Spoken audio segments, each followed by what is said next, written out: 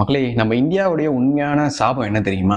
இந்த இந்தியாவுல வாழக்கூடிய நம்மளுடைய வாழ்க்கையில நடக்கக்கூடிய உண்மையான வரலாற்று நிகழ்வையும், இதுக்கு முன்னாடி இந்தியாவுல நடந்த வரலாற்று நிகழ்வையும் நாம படமா எடுத்தோ இல்ல வெப் சீரிஸா எடுத்தோ நம்ம வெளியிட்டோம்னா, அதை தடுக்கிறதுக்காகவே அது மக்கள் கிட்ட போகக்கூடாது, அது உண்மை கிடையாதுன்னு உருள்றதுக்காகவே இங்க ஒரு கூட்டம் இருக்கு. அந்த கூட்டத்தோட பேர் தான் செக்குலரிச கூட்டம். இவங்களுடைய வேலை என்னன்னா, சிறுபான்மையினர் சிறுபான்மையினர்னு சொல்லி அவங்களுக்கு முட்டு கொடுக்கறதுக்காகவே, அவங்க மூலமா இவங்க வாழ்றதுக்காகவே எதெல்லாம் உண்மையோ அது எல்லாத்தையும் தடுக்கிற வேலையை பார்த்துட்டு வர்றதுதான் இவங்களுடைய வேலை. இவங்களை பொறுத்த வரைக்கும் எது உண்மையான வரலாறுன்னு பாத்தீங்கன்னா, சிறுபான்மையினருக்கு முட்டு கொடுக்குற மாதிரி நாம படம் எடுத்தோ இல்ல வெப்சீரிஸ் எடுத்தோ வெளியிட்டோம்னா அதுதான் இவங்களுக்கு மனிதம் போற்றும் உண்மையான வரலாறுன்னு சொல்லுவாங்க. இதுவே அவங்க ஏதாவது தப்பு பண்ணி அவங்க பத்தின படத்தை நாம எடுத்தோம்னா அது உண்மை கிடையாது. ஆதாரமே இருந்தாலும் சரி, நீங்களே கண்டதற்க பார்த்தாலும் சரி, நீங்களே விக்டிமா இருந்தாலும் சரி, இவங்க என்ன சொல்லுவாங்கன்னா, இல்ல இல்ல அது போய் உங்களுடைய கனவுல நடந்துச்சுன்னு நம்மளே நம்ப வைப்பானுங்க மண்டைய கழுவி. மக்களே, ஒரு குட்டி ஸ்டோரி சொல்றேன். இந்தியாவில இருந்து தான் பாகிஸ்தான் பிரிஞ்சுது, இந்தியாவில இருந்து தான் பங்களாதேஷ் பிரிஞ்சுது. இந்த ரெண்டு நாடுமே இப்போ மெஜாரிட்டியா இஸ்லாமிய நாடா தான் இருக்கு. அங்க வாழக்கூடிய சிறுபான்மையினர்கள், அதாவது இந்துக்கள், கிறிஸ்தவர்கள், அவங்களுடைய வாழ்க்கை அங்க தினம் தினம் நரகம் தான். ஏன்னா அங்க மெஜாரிட்டியா இருக்கிற ரிலிஜன் எது? பச்சை சங்கிகளுடைய ரிலிஜன். இங்க என்ன மேட்டர்னா, இந்தியாவுல இன்னுமே இஸ்லாமியர்களும் இருக்காங்க, இந்துக்களும் இருக்காங்க, கிறிஸ்தவர்களும் இருக்காங்க, பௌத்தர்களும் இருக்காங்க, இன்னும் ஏகப்பட்ட மதத்தினரும் இருக்காங்க. ஆனா இங்க ஏன் இஸ்லாமிய நாடா இன்னும் இந்த இந்தியா நாடு மாறாம இருக்குன்னு பாத்தீங்கன்னா, இந்துக்கள் என்ற ஒரு இனம் இருக்கிறதால மட்டும்தான் இந்த இந்தியா நாடு இப்ப வரைக்குமே இப்படி இருக்கு. அதனாலதான் இங்க கிறிஸ்தவர்களும் சரி, பிற சிறுபான்மையினர்னு சொல்லப்படுற மக்களும் சரி நிம்மதியா வாழ்றாங்க. ஆனா இங்க இந்துக்களுடைய பாப்புலேஷன் குறைஞ்சி அப்படியே சிறுபான்மையினர்னு சொல்லப்படுறவங்களுடைய பாப்புலேஷன் அதிகமாச்சுன்னா, ஒவ்வொரு நாட்டிலையும், இந்த உலகம் முழுக்க ஒவ்வொரு நாட்டிலையும் என்ன நடந்ததோ அதுதான் இந்தியாவிலையும் நடக்கும். அதுலயும் இந்த கேரளால இருக்கிறவங்க சொல்லவே வேணாம், மாட்டு மூளையானுங்க. மாட்டுக்கறி தின்னு தின்னே பைத்தியக்காரங்களா இருக்கானுங்க. கேரளாவுடைய அடையாளம் எதிரான்னு சொன்னா உடனே பரோட்டா பீஃப்னு சொல்றானுங்க. அதுல எவ்வளவு பெரிய சிறப்புலாம் இருக்கு, கேரளாவுக்குன்னு எவ்வளவு பழமை இருக்கு, கேரளாவுல எவ்வளவு அழகான இடங்கள் இருக்கு, அதை பத்தி எல்லாம் இவனுக்கு பேசுறதே கிடையாது. கேரளான்னு வந்துட்டாலே பீஃப் பரோட்டாவான். இது ஒரு அடையாளம்னு சோத்துக்கு செத்த பசங்க மாதிரி இதுக்கு சண்டை போட்டுட்டு இருக்கானுங்க. நம்மள எப்படி பிரெயின் வாஷ் பண்ணிருக்காங்கன்னா, குற்றவாளியை பத்தி நாம பேசினா, குற்றவாளி மூஞ்சி நமக்கு தெரிஞ்சுட்டா அது நமக்கு ஏதோ பண்ணிடுமா? ஆனா விக்டிமுடைய மூஞ்சியையும், விக்டிம் இவங்க தானோ, இவங்களுக்கு இதுதான் நடந்ததுன்னோ, இவங்களை ருசித்தார்கள், அனுபவித்தார்கள், இவர்களுக்கு இப்படி ஆகியது அப்படி ஆகியதுன்னு இதெல்லாம் அப்படியே எக்ஸ்பிளிசிட்டா போட்டா அது நம்மள எதுவுமே பண்ணாதான். இந்த தப்பு பண்ணவனை மூஞ்சி மறைச்சு கூட்டிட்டு போறது, தப்பு பண்ணவனுங்களை இவங்களே வக்கீலை வச்சு வெளியெடுக்கிறது, தப்பு பண்ணவனுங்களுக்கு காசை கொடுத்து வெளியெடுக்கிறது, தப்பு பண்ணவனுக்கு தண்டனை கொடுக்காம அவனை ஃப்ரீயா விடுறது, தப்பு பண்ணவன் மேல கேஸ் கொடுத்தா கேஸ் கொடுக்குறவன் தப்பு பண்ணான்னு தூக்கி உள்ள வைக்கிறது, தப்பு பண்ணவனை ஜாலியா வெளியே விடுறதுன்னு இது மாதிரியான விஷயங்கள் எல்லாம் பண்றப்போ இவங்களுக்கு எந்த ஒரு பிரச்சனையுமே ஏற்படலையா, சமூகத்துல எந்த பிரச்சனையுமே இதனால யாருக்குமே உண்டாகலையா. ஆனா இது மாதிரியான தவறுகள் நடக்குது, இது மாதிரியான குற்றங்கள் செய்யறாங்கன்னு யாராவது படையெடுத்தா அது இந்த சமூகத்தையே புரட்டி போடுதான், சமூகத்தையே மாற்றுதான், மக்களையே இது வேற பாதைக்கு கூட்டிட்டு போகுதுன்னு பகுத்தறிவுவாதிகள் உருட்டுறானுங்க. அது எப்படி அது ரியாலிட்டியில தப்பு பண்ணவனை தப்பிக்க வைக்கும் போதும், தப்பு பண்ணவனை பார்த்துட்டு எல்லாரும் கடந்து போகும் போதும் இந்த சமூகத்துல எதுவுமே மாற்றம் ஏற்படல. ஆனா இது மாதிரியான தவறுகள் நடக்குதுன்னு ஒரே ஒரு படம் எடுத்துட்டா இங்க மாற்றம் நிகழ்ந்துதான் மக்கள் பாதிக்கப்படுறாங்களாம். கேரளா ஸ்டோரின்னு பேர் வச்சதால இது கேரளாவிலதான் நடக்குதுன்னு இங்க நிறைய பேர் நினைச்சிட்டு இருக்கீங்க. அதுதான் கிடையாது. இந்த சம்பவம் இந்தியா முழுக்க ஒரு ஆர்கனைஸ்டு கிரைமா நடந்துட்டு இருக்கு. பட் இது கிரைம்னு இங்க நிறைய பேருக்கு தெரியல. அதுதான் மேட்ரு. ஏன்னா இதுல ஏகப்பட்ட பின்புலம், பெரிய கைகள்லாம் இருக்கு. அதனால இது வெளியே வரல. பட் இதே மாதிரியான விஷயம் உலகம் முழுக்க இருக்க எல்லா நாட்டிலும் நடக்குதுன்னு சொன்னா கண்டிப்பா உங்களால ஏத்துக்க முடியாது. பட் அதுதான் நடக்குது. அதுக்கு சிறந்த உதாரணம் எதுன்னு பாத்தீங்கன்னா யூரோப், அதுலயோ லண்டன். நம்மள என்னெல்லாம் பண்ணானுங்களோ அதுக்கேத்த மாதிரியே இப்போ அவனுங்க அநியாயத்துக்கு அனுபவிக்கிறானுங்க. அவங்க நாட்டுடைய பெண்கள் வீதியில இறங்கி நடக்கவே முடியாத ஒரு நிலைமை அங்க இருக்க பெண்களுக்கும் உண்டாகி இருக்கு. அப்பேற்பட்ட ஒரு ஆட்சி தான் அங்க நடந்துட்டு இருக்கு. ஏன்னா அங்க பச்சை சங்கிகளுடைய அட்டகாசம் நாளுக்கு நாள் அதிகரிச்சுட்டே போகுது. சில விஷயங்கள்லாம் சொல்ல முடியாது. இது சம்பந்தமா தனியாக ஒரு வீடியோ போடுறேன். அவ்வளவு கேவலமான கொடூரமான செயல்களை அங்க பண்ணிட்டு வரானுங்க. இங்க ஏன் அந்த மாதிரி கொடூரமான செயலை ஓப்பனா பண்ண முடியலன்னு பாத்தீங்கன்னா, இங்க மெஜாரிட்டியா அவங்க கிடையாது. அந்த ஒரு காரணத்தாலதான். அதனால கொஞ்சம் கொஞ்சமா மாத்திர வேலையை இவங்க அழகா பார்த்துட்டு இருக்காங்க. கேரளா வருங்காலத்தில் இன்னும் ஒரு 50 வருஷத்துல ஒரு இஸ்லாமிய ஹப்பா மாறிடும்னு, அதாவது இஸ்லாமிய மாநிலமா மாறிடும்னு நான் சொல்லல. 2010ஆம் ஆண்டு அச்சுதானந்தன் சொல்லியிருக்காரு. நம்ம உள்ளூர் பகுத்தறிவாதிகள்லாம் பிற்படுத்தப்பட்டவங்களுக்கு ஏதாவது ஒன்று ஆயிடுச்சுன்னா கொதிச்சிருவாங்க இல்லையா? அது வடக்கில் நடந்தாலும் சரி, தெற்கில் நடந்தாலும் சரி. அந்த மாதிரி 2023ல ஒரு பையன் நார்த்ல இருந்த ஒருத்தர் என்ன பண்ணிருக்காருன்னா, கேரளா ஸ்டோரி படத்தை பார்த்துட்டு அது எல்லாருமே பார்க்க வேண்டிய படம்னு எழுதியிருக்காரு. அவ்வளவுதான். அதை ரிவ்யூ பண்ணிருக்காருன்னு வச்சுங்க. அதுதான் ரிவ்யூ. அதை பார்த்துட்டு 20க்கும் மேற்பட்ட பச்சை சங்கிகள் கொடூரமா அவரை தாக்கியிருக்காங்க. கொடூரமா தாக்கி அவரை மிக கவலைக்கிடமான இடத்துல தள்ளிட்டு போயிருக்கானுங்க. யாரு அடி வாங்கினது யாருன்னு பாத்தீங்கன்னா, பிற்படுத்தப்பட்ட வகுப்பை சேர்ந்த ஒரு தலித். ஆனா அந்த விஷயத்த இங்க யாருமே பேசுறது கிடையாது. இது மாதிரி விஷயம் நடந்ததுன்னு கூட இங்க இருக்க பிற்படுத்தப்பட்டவங்களுக்காக வாழக்கூடிய போராளிகளுக்கு சுத்தமா தெரியாது. இது சம்பந்தமா நிறைய பேருக்கு இப்படி ஒரு நிகழ்வு நடந்ததுன்னே தெரியாது. இப்படி இருக்கும்போது இவனுங்க சிறுபான்மையினருக்கு முட்டு கொடுக்கறத மிகப்பெரிய வேலையாவே இவங்க பண்ணிட்டு வராங்க. இந்த மாதிரி ஒரு சம்பவம் 2 சம்பவம் கிடையாது. இந்த இந்தியா முழுக்க ஏகப்பட்ட சம்பவம் நடந்திருக்கு. நம்ம தமிழ்நாட்டிலேயே இது மாதிரி சம்பவம் நடந்திருக்கு. ஏகப்பட்ட உயிர்கள் போயிருக்கு. ஆனாலுமே நாம திருந்தாம சிறுபான்மையின முட்டு கொடுக்கறதையே நாம முக்கியமான கடமையா பார்த்துட்டு இருக்கோம். என்னை பொறுத்த வரைக்கும் சிம்பிளா ஒரு விஷயத்த மட்டும் சொல்றேன்.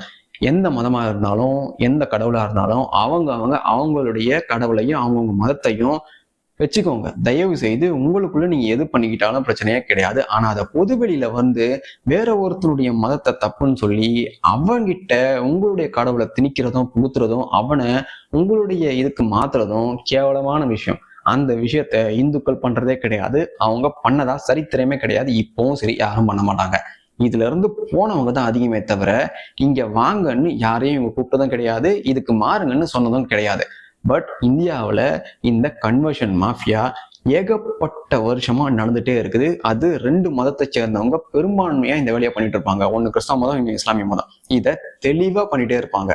ஆனா இந்த விஷயம் உண்மைன்னு நம்ம படம் எடுத்தோம்னு வைங்களேன், நாம பொய் சொல்றோம், ப்ராபகண்டா பண்றோம், நாம மக்களை பிளவுபடுத்துறோம்னு ஒரு கதை சொல்றதுக்குன்னே இங்க ஆட்கள் இருக்கிறாங்க. பட் இதுதான் உண்மைன்னு கேரளாவுல வாழ்ந்த பெண்களே, கேரளாவுல இந்த கேரளா ஸ்டோரியில வர கதையை அனுபவிச்சவங்களே சொல்றாங்க. அந்த வீடியோஸ் ஏகப்பட்டது இருக்கு. அதை பார்த்துமே இங்க இருக்கவனுங்க கேரளா ஸ்டோரி பொய்ன்னு சொல்லிட்டு சுத்துறானுங்கன்னா இவனுங்களுடைய அஜெண்டா என்னன்னு இந்த பேச்சையெல்லாம் கேட்கறேன். நீங்க புரிஞ்சுக்கோங்க. இந்தியாவில இருக்க யாரெல்லாம் இந்த கேரளா ஸ்டோரி படத்தை ப்ராபகண்டான்னு சொல்றாங்களோ அவங்க எல்லாரையுமே யூகேல இருக்க ஜேர்னலிஸ்டான நயோமி செருப்பாளியா அடிச்சிருக்காங்க. இதை ப்ராபகண்டான்னு சொல்றவங்க அத்தனை பேருமே பைத்தியக்காரன்னு அவங்க விமர்சனம் பண்ணியிருக்காங்க. ஏன்னா யூகேல இருக்க எல்லாருக்குமே அங்க என்ன நடக்குதுன்னு கண்கூடா பார்த்துட்டு இருக்காங்க. அவங்க தினசரி அந்த கொடுமையில வாழ்ந்துட்டு இருக்காங்க. அதனால இதை ப்ராபகண்டான்னு யூகேல போய் யாராவது சொன்னாங்கன்னா, செகுலரிசம் பேசுறவங்க சொன்னாங்கன்னா கண்டிப்பா யூகேல இருக்க வெள்ளையானுங்க தூக்கி போட்டு மிதிச்சு அங்கேயே புதைச்சிருவானுங்க. ஏன்னா அந்த அளவுக்கு கொடூரத்தை கடந்த 5 வருஷமா இவங்க பச்சை சங்கிகளால அனுபவிச்சுட்டு வராங்க. எந்த வெள்ளையர்கள் இந்தியர்களான நம்மளை அடக்கி நம்மளை இவனுங்க நாசம் பண்ணானுங்களோ அவங்க இப்போ அதே பச்சை சங்கிகளால அழுதுட்டு இருக்காங்க. தினம் அவங்களுடைய வீட்டு பெண்களை வெளியே அனுப்புறதுக்கே அவ்வளவு பயத்தோடு இருக்கிறாங்க. சோ எங்க இவங்களுடைய டெமோக்ராபிக்கல் பவர் அதிகமாகுதோ அந்த இடத்துல இவங்க நிச்சயம் எந்த ஒரு சிறுபான்மையினரையும் வாழ விட மாட்டாங்க. இதுதான் ஐடியாலஜி. இதுதான் ஆரம்பத்திலிருந்தே நடந்துட்டு வர மிகப்பெரிய வரலாற்று மாற்றம். பட் நமக்கு தான் அது புரியறது கிடையாது. வரலாறு நாம படிக்கிறது கிடையாது. அதனாலேயே நாம இன்னுமே விக்டிமா இருந்துட்டு வரோம். பங்களாதேஷ்ல நடக்குது, பாகிஸ்தான்ல நடக்குது. அப்போ நாம திருந்தாம இன்னுமே நாம முட்டு கொடுத்துட்டே தான் இருக்கிறோம். எது உண்மையோ அதை ப்ராபகண்டான்னு சொல்லி அதை நாம நம்பிட்டு இருக்கோம். இந்த கேரளா ஸ்டோரி 2 ப்ராபகண்டா இதுல உண்மையே கிடையாதுன்னு சொல்றது யாருன்னு பாத்தீங்கன்னா, நம்ம தமிழ்நாட்டுல இருக்க செகுலரிச தற்குறிகளும் வடக்குல இருக்க செகுலரிச தற்குறிகளும் தான். ஆனா உண்மையிலேயே இந்த செகண்ட் பார்ட்ல காட்ட போற 3 பெண்களுடைய கதை ரியலா நடந்த கதை. அதுக்கான ஆதாரங்களும் இருக்கு, ஏகப்பட்ட தரவுகளும் இருக்குன்னு இயக்குனரும் ப்ரொடியூசர்ஸுமே சொல்றாங்க. அப்படி இருந்தும் இது பத்தி எதுவுமே தெரியாம, இது தெரிஞ்சுமே இங்க இருக்கவனுங்க சோசியல் மீடியால உட்காந்து இது பொய்ன்னு பரப்புறானுங்கன்னா இவனுங்க எப்பேற்பட்ட ஆபத்தானவன்னு யோசிச்சு பாருங்க. குறிப்பா பெண்களுக்கு இவனுங்க தான் அதிகமா என்ன பண்ணுவானுங்கன்னா, சிங்கப்பெண்ணே வெளியே வா, துப்பட்டா படம் வெளியே வா, எந்த நேரத்துல வேணா வெளியே வா, நீ எப்படி வேணா வெளியே வா, எத்தனை பேர் கூட வேணா வெளியே வான்னு சொல்ற ஆட்களா இருப்பானுங்க. இவனுங்க தான் ரொம்ப டேஞ்சரானவனுங்க. பெண்களே உஷாரா இருந்துக்கோங்க. சிபிஐல இருந்த லலிதான்றவங்க ஒரு கேள்வி எழுப்பினாங்க. கன்வர்ஷன் எந்த அளவுக்கு நடந்திருக்கு, கன்வர்ஷனுடைய புள்ளி விவரம் என்னன்னு ஒரு கேள்வி எழுப்பியிருக்காங்க. அப்போ 2006 இருந்து 12 வரைக்கும் 7000 சில்லற பேர் மதம் மாற்றப்பட்டிருக்காங்கன்னு புள்ளி விவரம் தெரிவிக்குது. அதுலயும் 2700 சில்லற பேர் பெண்களா இருக்காங்க. அந்த பெண்கள்லயும் மதம் மாறினவங்க இந்துக்கள் மற்றும் கிறிஸ்தவர்களா தான் இருக்கிறாங்கன்னு அந்த புள்ளி விவரம் சொல்றதா நமக்கு தகவல் வருது. அப்படின்னா கேரளாவில் இந்த விஷயம் நடக்கிறது உண்மைதானே? நீங்களே சொல்லுங்க, அது உண்மைதானே? அப்படி இருக்கும்போது இங்க இருக்க செகுலரிசம் பேசுறவனுங்க எப்படி கூச்சமே இல்லாம இது பொய்ன்னு சொல்றானுங்கன்னு எனக்கு சத்தியமா புரியல. இது கேரளாவில் மட்டும் தான் நடக்குதான்னு பாத்தீங்கன்னா கிடையவே கிடையாது. நம்ம தமிழ்நாட்டுல இப்போ மனதமேளம் பிரிந்தது போதும்னு பேசின எத்தனை பேரு திருப்பரங்குன்ற விஷயத்தை விட்டுருவோம். அந்த விஷயம் நமக்கு பெரிய மேட்டர் கூட கிடையாது, அதை விட்டுருவோம். அது எப்படியோ முடிவுக்கு வந்துடும். சென்னையில ஒரு சம்பவம் நடந்தது. அந்த சம்பவம் என்னன்னு எத்தனை பேருக்கு தெரியும்? நிறைய பேருக்கு தெரிஞ்சிருக்காது. அந்த சம்பவம் என்னன்னு தேடி பாருங்க. மதமென பிரிந்தது போதும் சகோதரர்களா வாழ்றோம்னு நம்ம சொல்லிட்டு இருக்கோம், நம்ம நினைச்சிட்டு இருக்கோம். ஆனா ஒரு தெருவுல இது கட்டணும் கட்டக்கூடாதுன்னு முடிவு பண்றது யாரா இருக்காங்கன்னு பாத்தீங்கன்னா அந்த இடத்துல இருக்க பெரும்பான்மையா இருக்கிறவங்களா தான் இருக்கிறாங்க. இவங்க எங்க பெரும்பான்மையா ஆகுறாங்களோ அங்க இருக்க சிறுபான்மையினருக்கு மிகப்பெரிய பிரச்சனை, மிகப்பெரிய தலைவலி எப்பவுமே இருக்கும். கேரளா ஸ்டோரி பொய்ன்னு சொல்றவங்க அதுல இந்த ட்ரெய்லர்ல காட்டின மாதிரி இவங்க ஃபோர்ஸ்ஃபுல்லா எதையுமே ஃபேட் பண்ண மாட்டாங்கன்னு சொல்றவங்க எல்லாருமே எசிடி பெண்களுக்கு என்ன நடந்ததுன்னு இது வரைக்கும் தேடி பார்த்திருக்கீங்களா? எசிடி பெண்கள் தான் 2ஆம் உலக போருக்கு அப்புறம் இந்த உலகத்திலேயே ரொம்ப கொடுமைப்படுத்தப்பட்ட இனத்தின் பெண்களா இருக்கிறாங்க. ஏன்னா அவங்களுக்குன்னு பேசக்கூடிய ஆட்கள் இந்த உலகத்துல யாருமே கிடையாது. யூஎன் எல்லாம் சும்மாதான் இருக்கு. ஏன்னா அவங்கள எந்த நேரத்திலையும் கடத்திட்டு போய் எந்த நேரத்தையும் அவங்களுடைய ஆண்களை இவங்க கொன்னு புதைச்சி கொளுத்தி என்ன வேணா பண்ணலான்னு பண்ணிட்டு இவனுங்க எசிடி பெண்களை கூட்டிட்டு போய் இவங்க இஷ்டத்துக்கு அடிமையா வச்சு என்னென்னலாம் பண்ணணுமோ அதை எல்லாத்தையுமே பண்ணியிருக்கானுங்க. அந்த கொடூரமான பச்சைசங்கி எங்க கையில இருந்து வெளியே வந்த, அதாவது தப்பிச்ச எசிடி பெண்கள் என்னென்னலாம் பேசியிருக்காங்க, என்னென்னலாம் சித்திரவதையை அனுபவிச்சிருக்காங்கன்னு அவங்களே அவங்களுடைய வாயால சொல்லியிருக்காங்க. அதை கேட்டும் நீங்க இந்த மாதிரியான ட்ரெயிலர்ல காட்டப்பட்ட சீன் எல்லாம் நடக்கவே இல்லை, இப்படி எல்லாம் யாரும் பண்ணவே மாட்டாங்கன்னு நீங்க சொன்னீங்கன்னா உங்களை மாதிரியான ஒரு கீழ்த்தரமான மனித பிறவி இந்த உலகத்திலேயே இருக்க முடியாது. ஏன்னா இதை விட கொடூரங்களை எல்லாம் எசிடி பெண்கள் அனுபவிச்சிருக்காங்க, இன்னை வரைக்குமே அனுபவிச்சுட்டு இருக்காங்க. 10,000க்கும் மேற்பட்ட பெண்கள் அவங்களுடைய கைகளில் சிக்கி இன்னுமே சின்னாபின்னம் ஆகிட்டு இருக்காங்க. ஆனா காசாவுக்காகவும் பாலஸ்தீன் மக்களுக்காகவும் உருகிற எத்தனை பேரு எசிடி மக்களுக்காகவும் ஜூஸ் கிறிஸ்தவர்களுக்காகவும் பேசிருக்கீங்க? யாருமே பேசிருக்க மாட்டீங்க. ஏன்னா இது மாதிரியான ஒரு இனங்கள் இருக்கு, இது மாதிரியா இவங்க சித்திரவதை அனுபவிக்கிறாங்கன்னு இங்க பல பேருக்கு தெரியாது. ஆனா இங்க இவனுங்க எதை ப்ராபிகேட் பண்றாங்களோ அதை மட்டும் பார்த்துட்டு அது உண்மைன்னு சுத்துறதுக்கு இங்க ஏகப்பட்ட செகுலரிசவாதிகள் இருக்கிறீங்க. இப்ப இந்தியாவுடைய செகுலரிஸ்ட் எல்லாம் என்ன சொல்லுவாங்கன்னா 2014 அப்புறம் தான் லவ் ஜிஹாத் என்ற வார்த்தையே இங்க உருவாச்சு, இங்க எல்லாருக்கும் இந்த வார்த்தை தெரிய வந்ததுன்னு சொல்லுவாங்க. ஆனா 2009 கேரளாவுடைய கோர்ட்ல லவ் ஜிஹாத்ன்ற வார்த்தை மூலமா ஒரு வழக்கே நடந்திருக்கு. அது என்ன ஏது இதுனா எதையுமே தெரியாமலேயே எது நடந்தாலும் RSSன்னு சொல்லிடுறது, இல்ல மோடின்னு சொல்லிடுறது, இல்ல பிஜேபின்னு சொல்லிடுறது.